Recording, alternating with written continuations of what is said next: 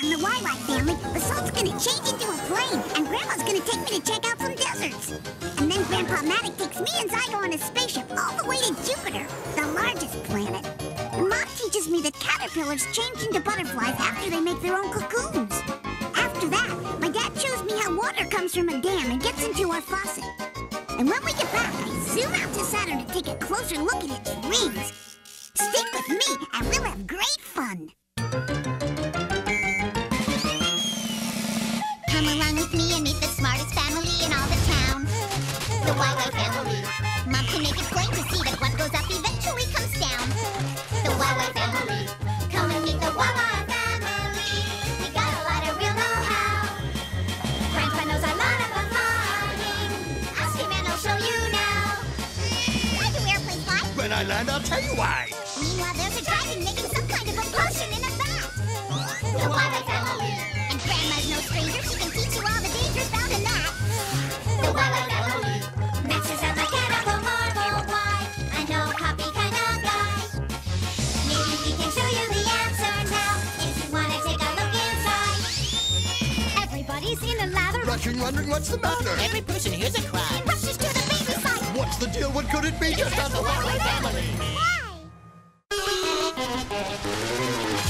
Have you ever wondered why the salty ocean's lightning thunder? What the earth is like down under? Why there's wind and snow and rain? Let Eartha and Basalt explain.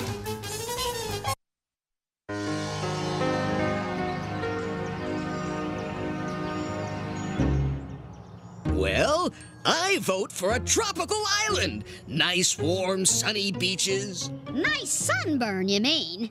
I say a few days of fresh mountain air would do us all a world of good.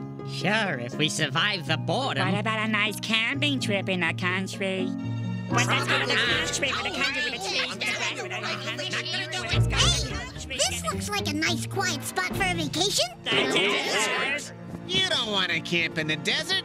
Deserts are nasty, hot places. Oh, not always. Get out of here. Who ever heard of a desert that isn't hot? I have. And if you'll listen, you will too. What's a desert? A desert, Victor dear, is an area where very little rain falls each year. Two places that don't get a lot of rain are the North Pole and the South Pole. And they're not hot at all. That's right, dear. It's too cold for rain, and nothing much grows there. You get used to it after a while. Now, let's go explore a desert with a little help from Basalt.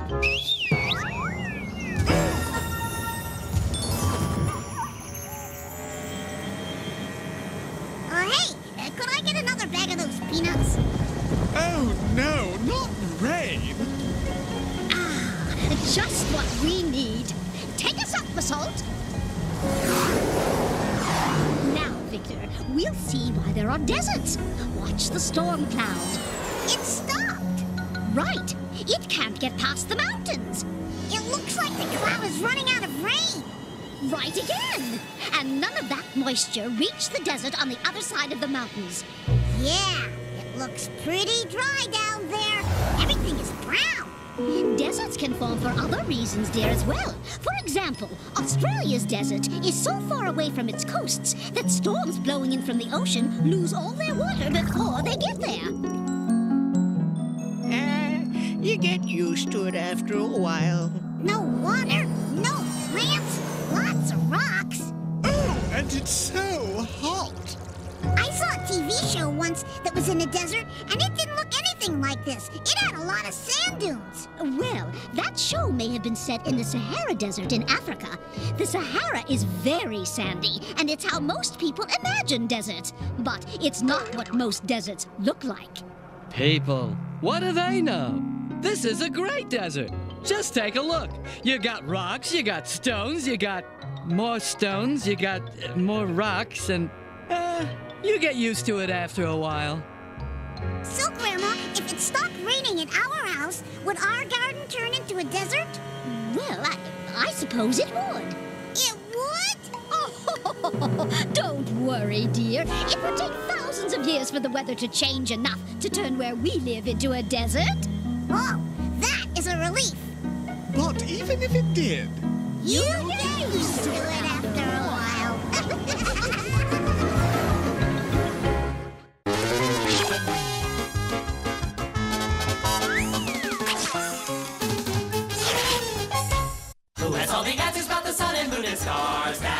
Zygo-matic. Who can tell us all about the atmosphere and Mars? That would be Zygo-matic. Pick a spot in outer space, they've been all around the place. Zygo-matic, here they come. What do you need an automatic pilot for when you've got me? It's the latest thing, Zygo. All the really hip space explorers have them. Hey, guys, what's going on? Oh, nothing much. We're just getting ready to go to Jupiter. Jupiter? Wow! All right! Well, since you don't need me to pilot the ship, I'll just rattle off a bunch of facts. Jupiter is over 430 million miles away from the Earth. That's about 2,000 times the distance between the Earth and the Moon. First, we'll be passing by Mars. Then we'll go through the asteroid belt. That's gonna mean some tricky piloting. Oh, you better let me take the It's controls. all right, Zygo. Take it easy. The automatic pilot is programmed to handle this. And it's not like we're the first ones through here. Pioneer 10 and 11, 2 space probes, have already passed through without mishap. See, Zygo? Grandpa Matic was right. Everything's okay. Wow! It's huge! It sure is, Victor. Jupiter is the largest planet in the solar system. Its diameter is 11 times the Earth's, and twice as heavy as all the other planets of the solar system put together. Because it's so big, right? Well, that's not the only reason. It's also because Jupiter is nearly all liquid. And liquid is heavy.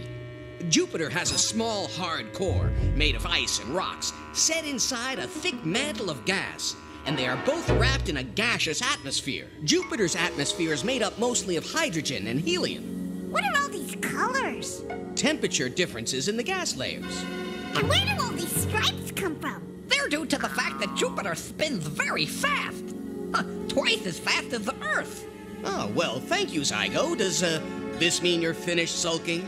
Nope, just taking a little break. Oh, no! Oh, no! Towards that red swirl!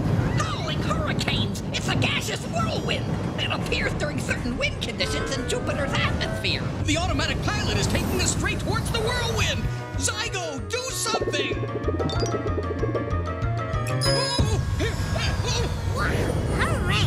Good for you, Zygo. Whew, that was close.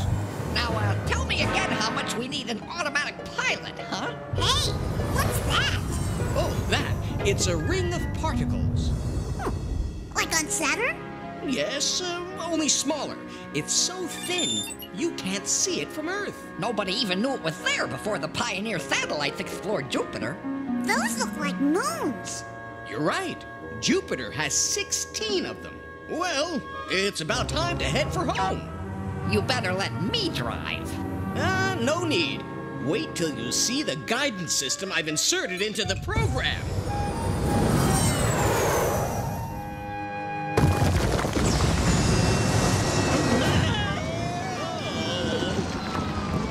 Oh, yeah, that's quite a guidance system, huh?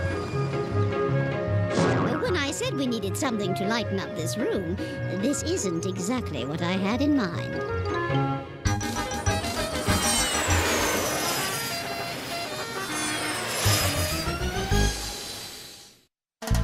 Hey, the questions that you have are not too serious. The animals and plants are not so mysterious, so have no fear. Everything will be made clear. Vanilla, Quake, and Quack are here.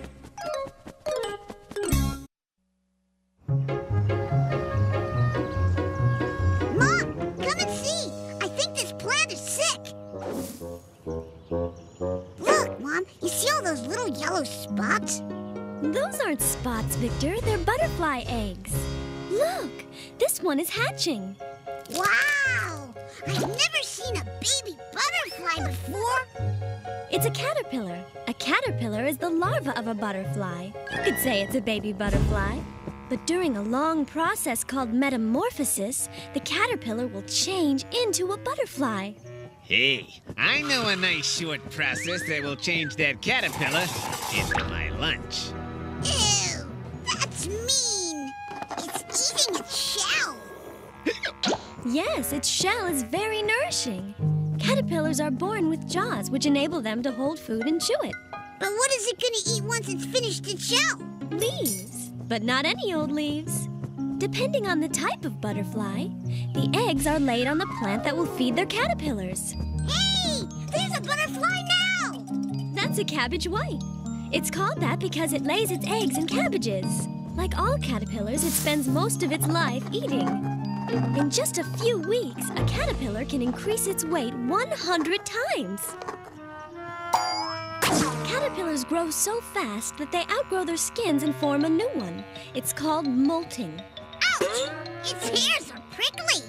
Caterpillar's hair keeps it safe against anything that might eat it. Let's take a walk around the garden. Oh, they're beautiful! They're red admirals. They live in nettles. Look, Victor. In a month's time, the red admiral caterpillar will settle on a leaf and change into a chrysalis. What's a chrysalis? It's the stage in between the caterpillar and the butterfly. It's changing its skin! Yes, it is. For the last time. Its new skin will harden and form a protective shell called a cocoon. And now, the metamorphosis can begin inside the cocoon. Hey! Quack! Leave it alone! It's changing into a butterfly. If you ask me, it's sleeping. No, it isn't. There are a lot of things going on inside this cocoon. The caterpillar's body slowly changes into the butterflies. It's reborn. Red admirals take about 2 weeks to complete their metamorphosis. It's finished! We can see the wings!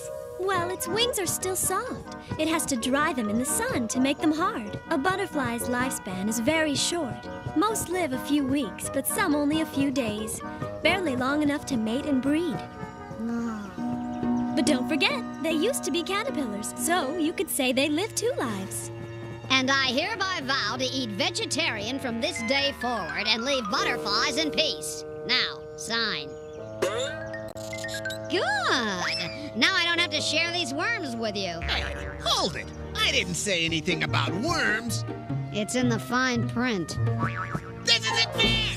You'll be hearing from my attorney!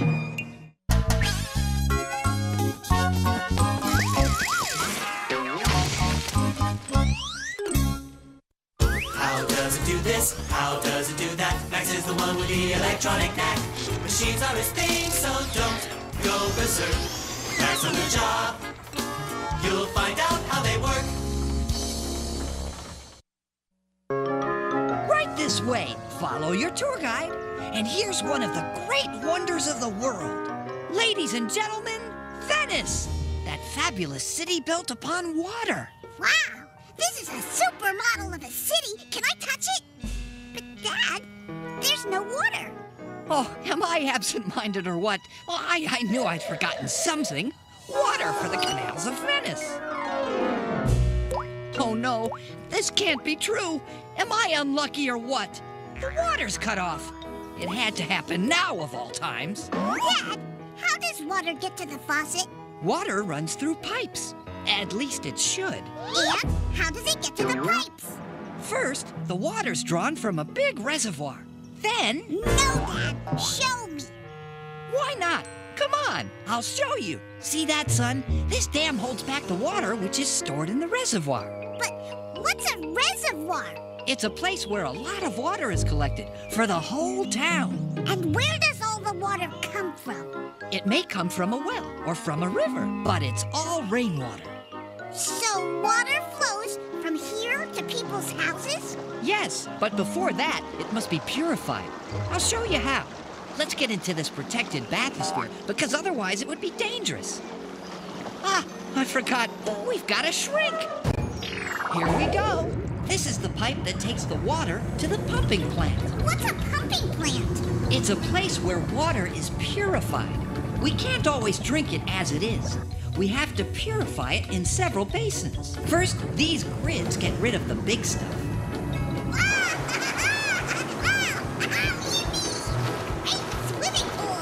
It's called a settling basin, Victor. Here, the water's impurities settle on the bottom of the basin. Yeah, like when I put sand in my water pail and it sinks to the bottom. The principle is precisely the same. In this basin, the water undergoes a chemical treatment which kills microbes. Fortunately, the bathysphere protects us. And now, we've got to shrink some more.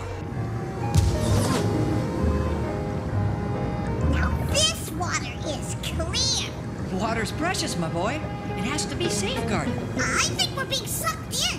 Right, Victor. We're being pumped into a water tower that is built on a high spot. From here, water flows to people's houses. We're going home. Water in the main pipe runs up and fills our tank, which is under the roof in our home. Let me guess, Dad.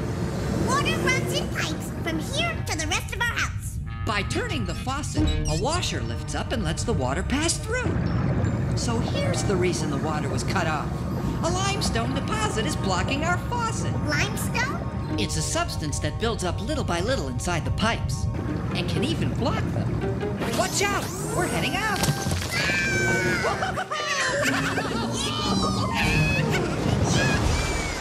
This faucet will make me crazy. I give up. The problem must be in the spout. Well, unless it's the handle.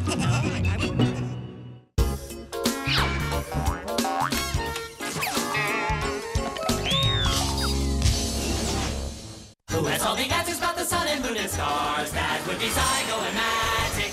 Who can tell us all about the atmosphere and Mars? That would be Zygo and Matic. Pick a spot in outer space, they've been all around the place. Zygo and Matic, here they come.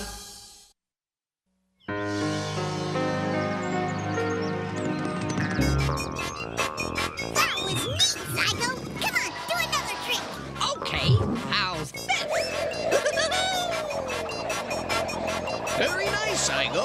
I see you're demonstrating the configuration of Saturn's rings for Victor. Although Saturn doesn't usually fall over. Very funny. Can we go see Saturn's rings? Well, of course we can. Well, we've got a long ride ahead of us. Saturn is 885 million miles away from the sun. Why, that's almost 10 times the distance from the Earth to the sun. So, Saturn only gets 1/100th of the heat the Earth gets. Wow, it must really be cold. Oh, terrific. Fasten your seatbelts. It's gonna be a bumpy ride. What's going on, Grandpa? We're flying through the asteroid belt between Mars and Jupiter. And once we get past Jupiter, the next stop is Saturn. Now, Saturn is 10 times larger than the Earth, but it's not nearly as dense, so it actually spins 2.5 times faster. Saturn is made up of frozen clouds of gas and ice, but the temperature of its core is over 27,000 degrees Fahrenheit. Grandpa Matic, what are those colored spots? Those are storms. Saturn has very powerful winds that exceed speeds of 330 miles an hour. And the storms stay over the same spot, which doesn't do much good for property value.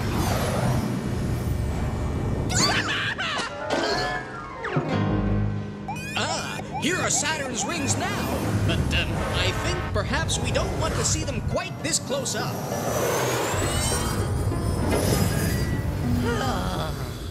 Saturn's rings are made up of billions of particles of dust and rocks covered in ice.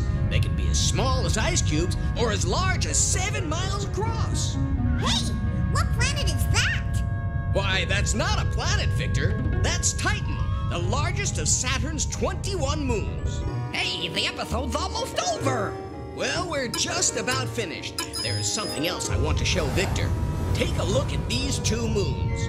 You mean the ones inside the rings? That's right. Those are referred to as the shepherd moons because they move among the rings the way a sheepdog moves among its flock. Now, here's something really interesting.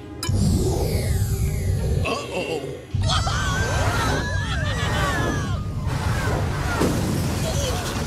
That was pretty interesting, all right. Yes, that was, well, that was engine failure. What? Are we stuck here on Titan? We can't stay here. It's almost the end of the cartoon. Try it now. Way to go, Zygo!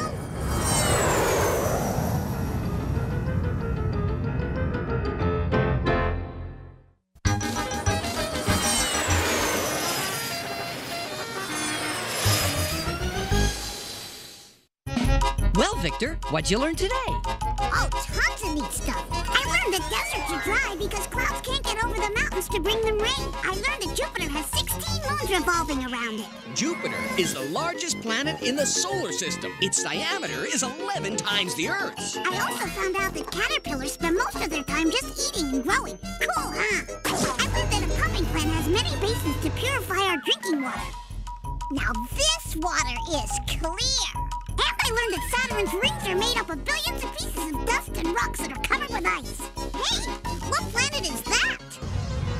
Sounds like a pretty big day. It was, but I still have plenty of questions left for next time.